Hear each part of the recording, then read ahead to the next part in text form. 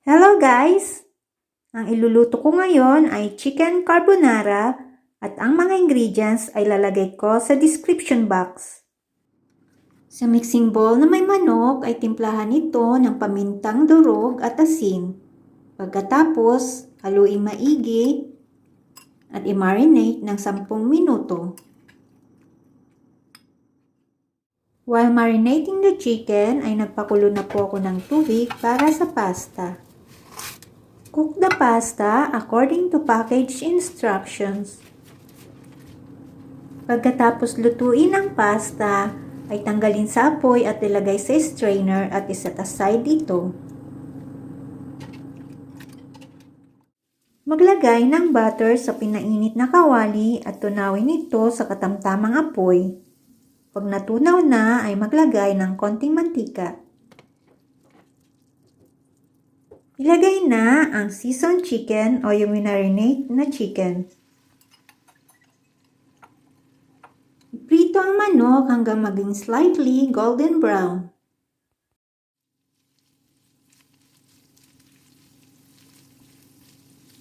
Pag slightly golden brown ng chicken ay ilagay ang bawang at igisa hanggang maging light brown.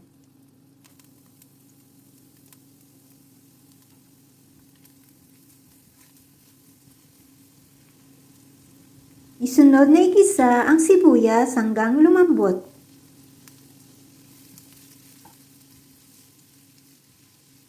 Pag malambot na ang sibuyas ay ilagay ang mushroom. Ang ginamit ko po rito ay yung nasa jar. Isunod na ilagay ang red and green bell pepper at igisa ng 3 minuto.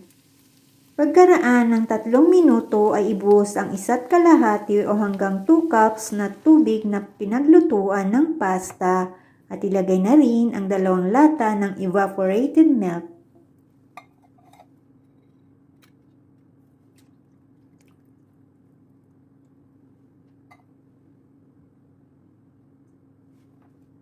Timplahan ng asin at asukal, maglagay depende sa inyong panlasa at maglagay na rin ng pamintang durog.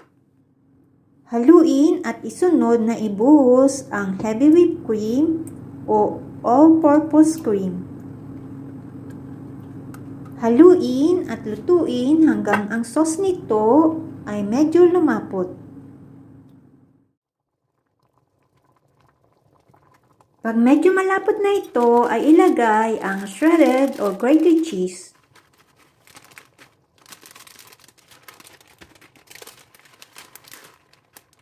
Patuloy na lutuin at haluin hanggang ang cheese ay matunaw. Pag nag-melt na ang cheese, ay i-turn off ang heat. Ilagay ang nilutong pasta at haluin ito. Pag nahalo na itong maigi, ay pwede na itong iserve. Mas masarap po na iserve habang mainit pa ito. Leave your troubles with the Lord, and He will defend you. He never lets honest people be defeated. Psalms 55:22. Thanks for watching.